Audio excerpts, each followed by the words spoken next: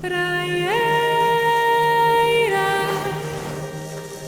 encantos do meu olhar.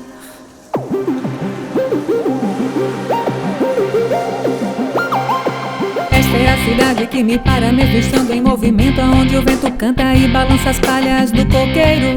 Levanta a saia da menina que desce a ladeira ao encontro do mar.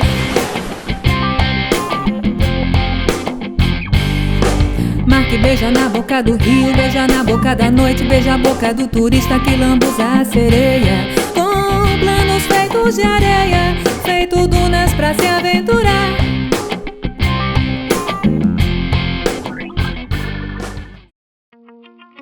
Ah, Natal, a cidade noiva do sol, capital do Rio Grande do Norte, Nordeste brasileiro, com os seus 300 dias de sol, suas praias amadas, seus moradores sempre alegres e hospitaleiros, de uma gente feliz e trabalhadora. Ah, Natal, com uma área de aproximadamente 170 mil metros quadrados e quase 900 mil habitantes. Um dos pontos turísticos preferidos dos brasileiros e dos estrangeiros. Aqui, facilmente cruzamos com todo tipo de idioma. Da Praia de Ponta Negra, Praia dos Artistas, da linda e bela Redinha. Se encantam com a nossa capital pelo que aqui chegou e por sua memorável história. Vamos mergulhar nessa maravilhosa história, trazer o passado com suas construções, arquitetura, tradições e assim revelar o porquê dos encantos da Cidade do Sol. Vamos caminhar! Ali veríeis galantes, pintados de preto e vermelho e quartejados assim pelos corpos como pelas pernas, que certo, assim pareciam bem. Também andavam entre eles 4 ou 5 mulheres, novas, que assim, nuas, não pareciam mal. Calma, calma. Esse texto poderia ser dos índios potiguares que aqui caminhavam. Sim, por certo, mas não foi. Este é o início da carta que Pero Vaz de Caminha escreve sobre o Brasil em Porto Seguro, no dia 22 de abril de 1500. Pode até ser que não tenha sido bem assim, que Cabral não acabou aqui por um erro de percurso. Tem até teorias de que ele chegou primeiro em Touros. Porém, isso deixaremos para outra história. Nosso assunto é Natal, uma cidade que é, sem dúvida, muito interessante para se conhecer. Entender por que as pessoas que fizeram a diferença nesta terra, como Luiz da Câmara Cascudo, Café Filho, Augusto Severo, Padre João Maria, entre outros, eram por estes ares tão apaixonados. Embora houvesse tentativas anteriores de colonização portuguesas, Natal foi fundada por espanhóis. Isso mesmo! Nossa cidade foi fundada pelos espanhóis. Vamos explicar. Entre 1580 e 1640, o rei da Espanha também foi o governante de Portugal. Uma longa história que se chama União Ibérica. O rei Filipe II ordena a construção do Forte dos Reis Magos, que é inaugurado em 1598. Ordem essa que também leva à fundação da cidade de Natal em 1599. Como nos mostra o mapa, atrás do forte havia um elevado de dunas por onde se formou o povoado de Santos Reis. Mais atrás, em uma entrada de maré, que vamos ter o que conhecemos hoje por Ribeira. E somente mais acima, o local que será estabelecida a nossa cidade. Na frente da antiga Igreja da Matriz, tínhamos o local ideal para fazer a cidade, um vilarejo para onde a cidade vai apontar. Natal cresce, mas não é difícil de imaginar o que seria o Natal dessa época, com a sua igreja, a casa de câmara e cadeia, a forca, o pelourinho e as moradas esparsas pelo areal, com suas casas de taipa coladas umas nas outras. Lentamente, nossa querida cidade vai tomando forma. Suas famílias, que resumiam-se em 12 casas em 1614, concluíram a construção da capela em 1616, escolhendo como padroeira a Nossa Senhora da Conceição, e que em 1753, por encontrar no rio Potengi a imagem de Nossa Senhora do Rosário, a padroeira passa a ser a Nossa Senhora da Apresentação. Hã? Gente, como assim? Tá um pouco confuso, mas vou explicar de novo, pois é confuso mesmo. Após encontrada a imagem, no dia 21 de novembro, dia de Nossa Senhora da Apresentação, junto a ela havia um bilhete falando que aonde ela parasse, nenhum mal iria acontecer. Como na igreja não tinha imagem, apenas um quadro de Nossa Senhora da Conceição, colocaram a estátua de Nossa Senhora do Rosário e batizaram como Nossa Senhora da Apresentação. É confuso? É, mas vamos continuar. Em 1631, Natal salta para 60 casas, o que é muito para o período colonial. Mas, devido à falta de preservação da nossa memória, hoje não temos mais a Casa de Câmara e Cadeia. Foi o primeiro prédio público de nossa colônia onde eram realizadas as reuniões dos políticos da época, e em seu porão tínhamos a cadeia, local onde os detentos aguardavam também pela pena de morte. O litoral brasileiro estava cheio de piratas e corsários, além de diversos países tentando aqui se estabelecer. A Holanda, por exemplo, que travava uma guerra com a Espanha pelo domínio marítimo, já tinha invadido Salvador em 1624, mas a União Ibérica consegue recuperar a capital. Sem desistir da ocupação, os holandeses decidem, em 1630, pela recém-criada Companhia das Índias, aportar em Recife. Já em 1631, os holandeses fazem a primeira investida à nossa cidade. Todavia, o capitão-mor Cipriano Pita Porto-Carreiro consegue bravamente resistir, mostrando a importância do forte e sua barreira impenetrável. Mas em dezembro de 1633, uma esquadra comandada pelo almirante Jean Cornelissen Lichthort, com o objetivo de conquistar a capital, sabendo que o forte era quase intransponível, os holandeses mudam a estratégia. Param na praia de Ponta Negra, dividem sua tropa, colocando uma armada com 4 navios em frente ao forte e as tropas com mais de 800 homens por terra. Em 2 dias de luta, os 85 defensores da coroa ibérica não conseguem se defender. Toda essa história por si só daria um episódio todo deste programa.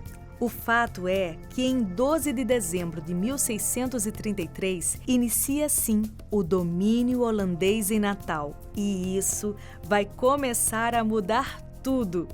A começar do nome da cidade, que passa a se chamar Nova Amsterdã. Novos símbolos e brasões são erguidos, a igreja é totalmente ocupada e retirados os símbolos católicos, instaurando-se assim a comunhão protestante. Com a morte do rei da Espanha, a conjuntura política na corte começa a mudar. O movimento da restauração se dá na retomada da coroa portuguesa pela dinastia de Bragança. Inicia um ciclo no Brasil de recuperação da colônia. Um dos papéis mais importantes na expulsão dos holandeses e retomada das terras pelos portugueses é justamente do nosso índio potiguar, morador de Igapó, convertido ao catolicismo, Felipe Camarão, vassalo do rei de Portugal e governante de todos os índios do Brasil. Voltando à igreja matriz, que já foi Conceição, podia ser Rosário, mas é a apresentação. Não bastando toda esta complicação, ela que foi consagrada católica virou templo calvinista e volta a ser católica. Isso vale uma visita, né? Outro ilustre personagem que, sem dúvida nenhuma, merece todo o nosso respeito e um capítulo exclusivo a ele é o Padre João Maria, pelos feitos de um sacerdote que cuidou como poucos de todos os moradores da nossa cidade. Visitando atrás da igreja, tem a praça dedicada a ele. Outra obra religiosa da cidade é a Igreja de Nossa Senhora do Rosário dos Pretos. A 3 de novembro de 1706, Antônio Henrique de Sá pedia permissão para construir a igreja terminada em 1714. Era dedicada à padroeira dos pretos, escravos e libertos. A Irmandade de Nossa Senhora do Rosário dos Pretos já realizava festas e angariava fundos para a construção. No entanto, ela nasce já com a torre e com um sino. O segundo só chega em 1904. Ao seu redor, ainda se encontra a pavimentação original, do tipo pé de moleque, chamado assim por parecer com o doce que leva esse nome. Era a igreja dos negros, dos seus congos e batuques. De lá soavam seus atabaques ancestrais. Mas também era lá que morriam e eram enterrados aqueles condenados à pena de morte. Em seu cemitério, atrás da igreja, estão os esqueletos dos escravizados, libertos apenas na morte. Em 1766, a igreja de Santo Antônio dos Militares terminou de ser construída, um marco na arquitetura do barroco tardio. A igreja possui apenas uma torre-sineira, terminada em cúpula, o que era comum no período barroco. Em 1836, ela recebe o galo de bronze do capitão-mor Caetano da Silva Sanches, que além do galo vai concluir a torre. Parte da igreja servia de alojamento para os militares na cidade até 1836. Era onde a companhia de polícia ficava aquartelada. Em uma de suas alas laterais, funciona o Museu de Arte Sacra do RN, com imagens do século XV ao século XX, pinturas, mobiliário, ourivesaria e prataria utilizados no culto religioso, funcionando de terça a domingo. Ainda por trás da igreja matriz, uma rua que começa logo em frente à prefeitura foi a primeira rua de Natal. Era o caminho usado pela população para buscar água. Ela que descia até o Rio da Bica, ou Rio Tissuru, como fala o mestre Câmara Cascudo, que formava o baldo. Ali havia uma pequena represa construída para reter a água do baldo, que era consumida pela cidade. Por isso se chamava Caminho de Beber Água. Até hoje, no fim da Rua Santo Antônio, há um cruzeiro. Essa é uma das cruzes que delimitavam a cidade, também chamada de Santa Cruz da Bica. A outra cruz, delimitando o tamanho da nossa capital, ficava aonde hoje é a Praça das Mães. Na necessidade da expansão natalense, outro monumento histórico que hoje passa despercebido é o Armazém Real, mas por ser uma casinha perto do tamanho dos outros monumentos ali em volta. Mas essa casinha era só o lugar que abrigava depósito de armas, munições, fardas, ferramentas, alimentos, equipamentos náuticos utilizados geralmente pelas tropas da coroa e foi residência do padre João Maria, além de, entre 1987 e 2012, escritório do Instituto do Patrimônio Histórico e Artístico Nacional. Talvez o pedaço de terra mais mexido de nossa capital seja ela, a Praça André de Albuquerque, em homenagem a ele que foi um herói da República que padeceu no forte após a tentativa fracassada de transformar esse canto em Confederação do Equador. A praça que temos hoje já viu e foi de um tudo. Tinha o Pelourinho da Colônia, hoje no Instituto Histórico Geográfico. Tinha canhões portugueses, já teve coreto. Depois derrubaram e construíram uma concha acústica, que era local de festas e encontros da juventude de Natal. Havia uma biblioteca e uma galeria de arte criada pelo prefeito Djalma Maranhão. Em 77, tudo foi ao chão, tendo duas justificativas. A primeira, o prefeito Valban Bezerra e o governador Tarcísio Maia diziam que as modificações do projeto anterior destoavam do caráter colonial da arquitetura do centro da cidade. A segunda são os jornais da época, que alegavam que os monumentos eram comunistas demais.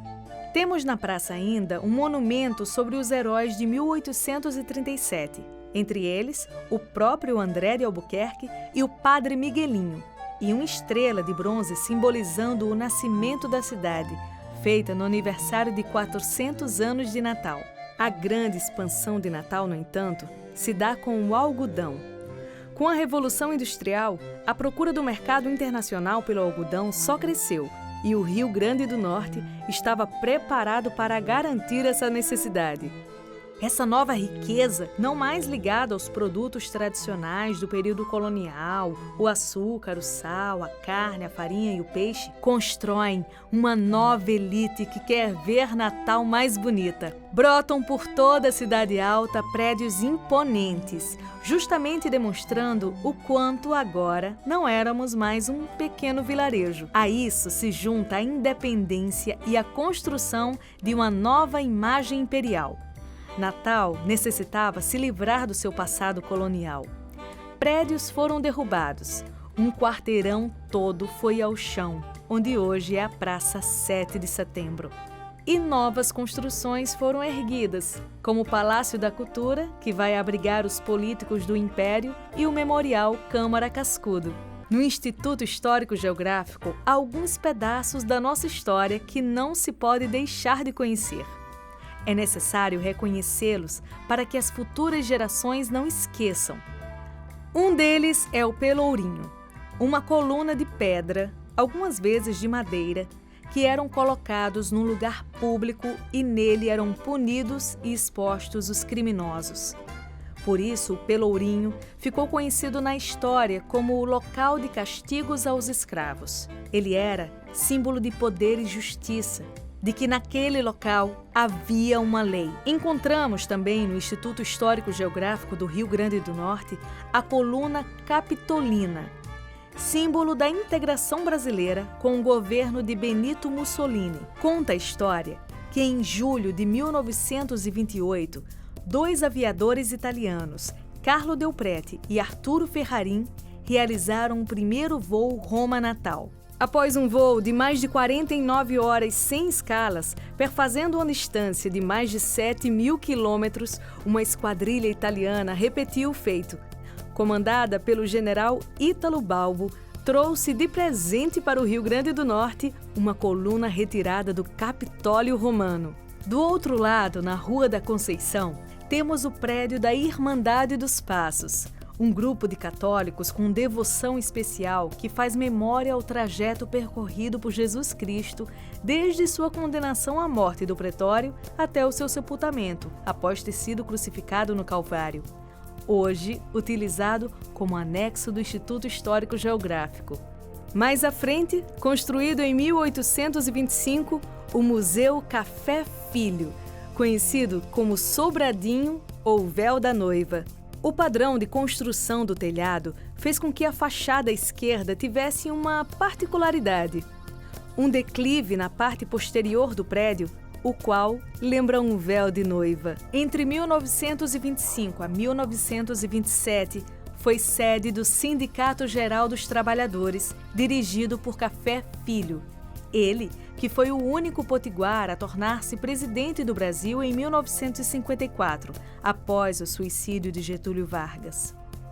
Desde 1979, passa a abrigar o Museu Café Filho, onde estão expostos diversos pertences pessoais do presidente. Visitar este espaço de memória nos permite compreender também os hábitos e costumes de 1940 a 1950. Outro personagem de nossa cidade que merece um programa por completo é Luiz da Câmara Cascudo. Passear pelo centro de Natal e não entrar no memorial dedicado a ele é talvez o maior desatino que alguém possa cometer.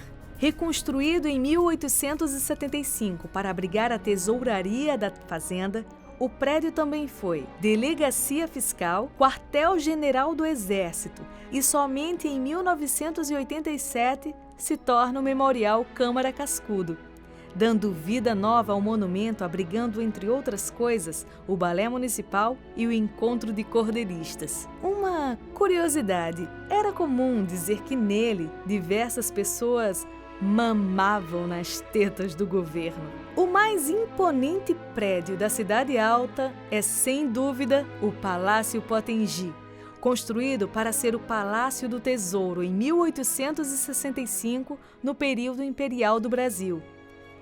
Em 1902, passa a ser a sede do governo estadual na gestão de Alberto Maranhão. Em 1975, o governador Cortês Pereira transfere a sede do Executivo para a Governadoria. No aniversário de 400 anos, o palácio começa a funcionar como a Pinacoteca do Estado do RN, com exposições de produções das artes visuais, além de expor o mobiliário antigo do palácio. Vejam a imponência deste monumento. Esse é o mais expressivo exemplo da arquitetura neoclássica que temos nesse corredor cultural de Natal. Se você gosta de arquitetura, vale a pena conhecer a simetria e horizontalidade deste monumento. Olhem para essas linhas que dividem um palácio. Essa divisão é chamada de cornijas, que dividem um pavimento do outro e dão ao prédio horizontalidade, assim como as janelas, que se repetem simetricamente. No eixo central, um frontão. A parte da frente triangular demarca a entrada. Na expansão natalense, temos um quarteirão inteiro indo ao chão, dando origem à Praça 7 de Setembro, ou popularmente conhecida por a Praça dos Três Poderes, hoje abrigando os prédios do Judiciário, da Assembleia Legislativa e a sede do Governo Municipal, que é justamente a passagem do velho para o novo, do Armazém Real ao Palácio Felipe Camarão, que mostra a diferença de tecnologia, arquitetura e engenharia. Mas aqui também será explorado em outro episódio. Então, vamos descer a Junqueira e ver o crescimento da cidade. Outra incrível história é a do Solar João Galvão.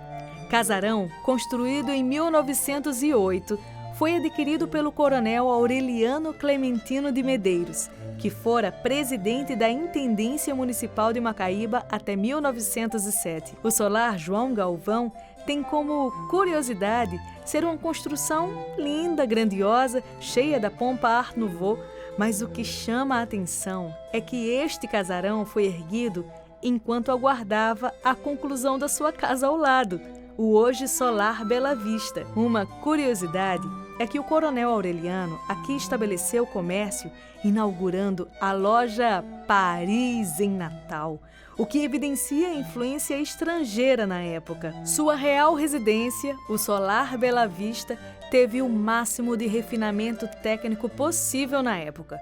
A maior parte do material foi importado da Europa, como os vidros, as grades, assoalhos, assim como os móveis.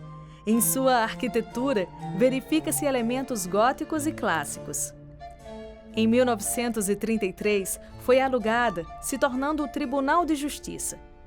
Em 1946, vendo seu potencial e beleza, é transformado no Hotel Bela Vista, que é comprado pelo SESI em 1958 e totalmente restaurado em 1983. Não se pode deixar de observar a lateral do imóvel, vendo a Travessa Pax.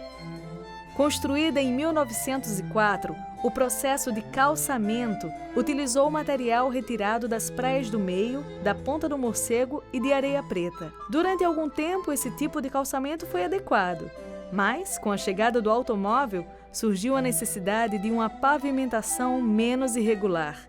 Descendo mais um pouco, chegamos na Praça Augusto Severo, que até o final do século XIX era uma região pantanosa, alagada por um braço do rio Potengi, considerada um grande problema por todos os documentos que falam sobre a saúde na cidade do Natal. Na época, acreditava-se que a água parada gerava miasmas, que contaminavam a cidade. A teoria dos miasmas explicava que as doenças eram geradas por vapores criados na água parada e não por mosquitos, como sabemos. Imagine que para atravessar a atual praça e chegar à Ribeira era preciso usar uma ponte construída em 1732. O governador Tavares de Lira enfrentou o pântano. Em 1904, contratou aterros que trouxeram toneladas de areia dos morros e fez o ajardinamento, transplantando árvores adultas, criando a praça que foi inaugurada com suas calçadas em 15 de novembro de 1905, recebendo o nome de Praça da República. A praça, já formosa, contava com alamedas de oitizeiros e palmeiras imperiais e 3 pontes sobre um canal.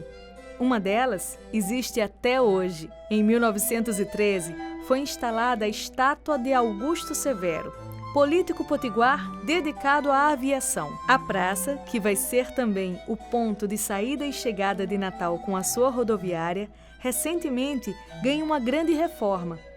Hoje, sendo um espaço de apresentações e shows populares. E não menos importante, fundado em 1911, o cinema Politeama. A partir de 1943, o prédio foi alugado para os americanos, que o transformaram no US Old Town Club, destinado ao lazer dos soldados aqui instalados. Mas aí é outra história, outro episódio. A cidade crescia e o seu porto na Ribeira começava a trazer novos moradores. A Rua da Praia, que virou Rua do Comércio e hoje Rua Chile, foi uma das primeiras existentes na Ribeira e começa a ser ocupada no início do século XVIII. As primeiras casas eram de palha, depois foram construídos os armazéns de pedra e cal, usados para abrigar os produtos comercializados pela província, como açúcar, algodão e outros.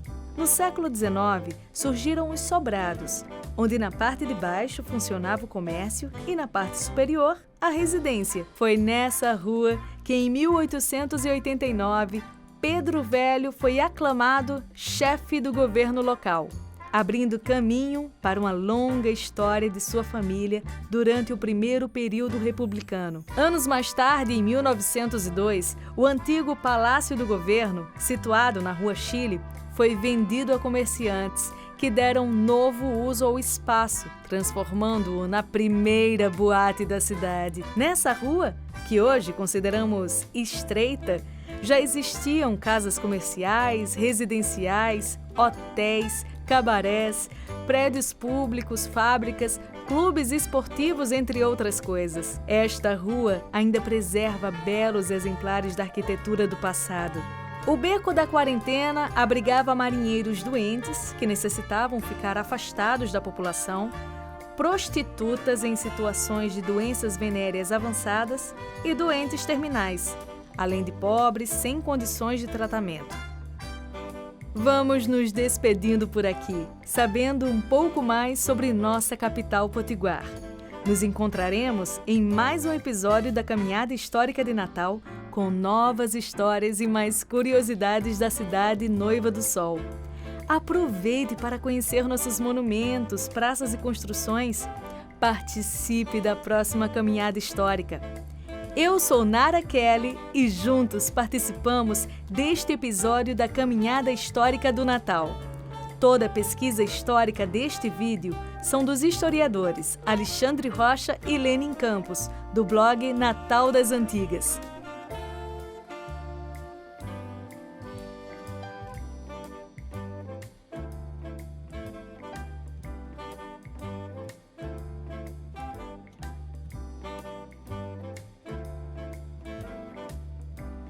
Realização Viva Entretenimento, com a produção de GBHD Conteúdo. O roteiro de Rômulo Scaff, direção-geral de Guga Barreto e Rômulo Scaff. Praieira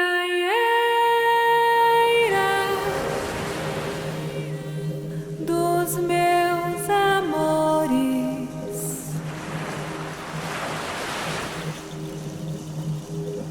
praieira, encantos do meu olhar.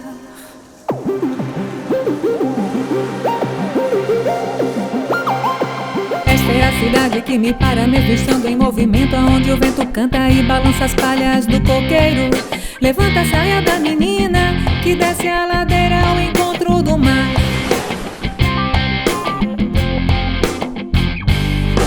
Mar que beija na boca do rio, beija na boca da noite, beija a boca do turista que lambuza a sereia. Com planos feitos de areia, feito dunas pra se aventurar.